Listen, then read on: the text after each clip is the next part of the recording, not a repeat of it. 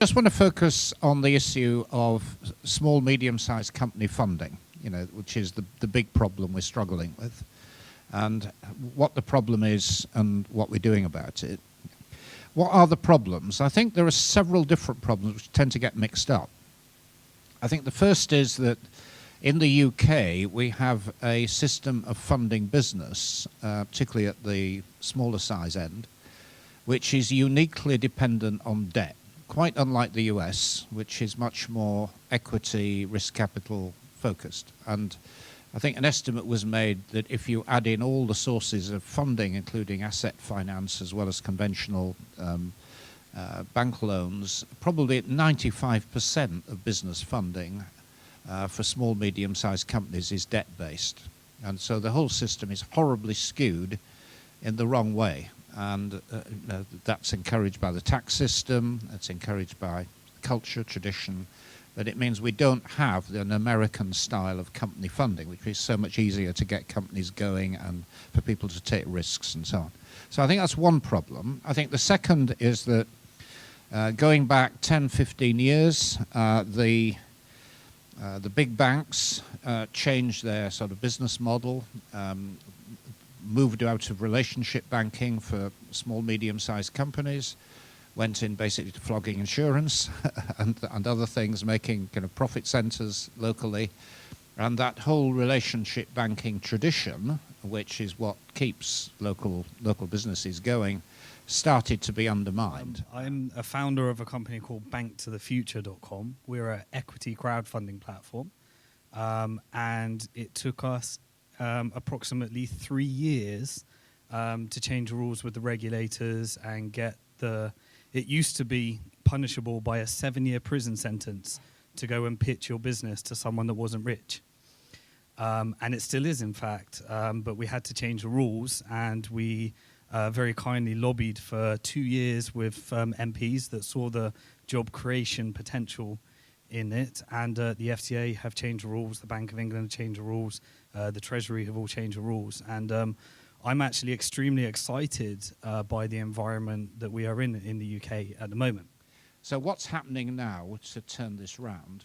I think first of all, there are new banks coming along with different business models and which are much more receptive to business customers. You are getting new banks being created. It isn't easy because they need a technology platform, they need access to the clearance system, which is quite difficult. I'm working with the competition authorities to try to make sure that they don't have the same problem that people have competing with BT, where the banks, of course, control the network and they can't get access to it. So we're trying to crack that problem. I spoke in Parliament with Dave Fishwick on increasing competition in banking. And the FCA have, I think, reacted very generously in terms of stimulating an environment where we can set up more banks. The challenge is the cost. So, for example, the company we set up on our board of advisors is a lady called Fiona Brownsall. She's the only lady that was program director of the only 2 banks that have launched from startup to securing a banking license over the last 100 years. One was Iverbank, one was Metro Bank. And now we're working on getting our banking license for BnkToTheFuture.com.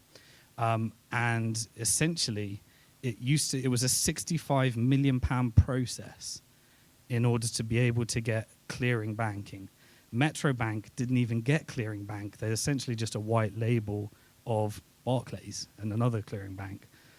So we have a monopolistic, oligopolistic payments environment that does not allow for the new banks to come in. Now, lots of rules have come in that have reduced that to about a couple of £1 million to set up a bank right now. Extremely generous. The government are really playing their part in order to solve these issues. Happening. Now, on top of that, I'm working with my colleagues to set up and operate what we call the British Business Bank. It's public money. We've got £1 billion to start with. And essentially what the business bank is doing at the moment is 2 things. One is we're grouping together all of the government schemes designed to support small business and make them work more efficiently. And last year I think we had a 70% increase in the use of the guarantee schemes. The enterprise finance guarantee scheme massively increased because it's now much sharper, much better run. We've got professional bank-based people doing it. We've got the startup loan scheme, which James Kahn, the Dragon's Den, is sort of overseeing, and we're working through various intermediaries like the Prince's Trust. That's increasing very, very rapidly. Else is unique is that in the UK we invented a product, and this product is we're leading the way, and it's called equity crowdfunding. Equity crowdfunding, we're pretty much the only country that have the perfect regulatory regime, because we spent 2 to 3 years changing it with the support of MPs, whereby you can now pitch your business online through a platform like ours. And you can, it's like an online Dragon's Den. You open it up, not just to rich people, but anyone that wants to invest a tenner, 100 quid, £1,000.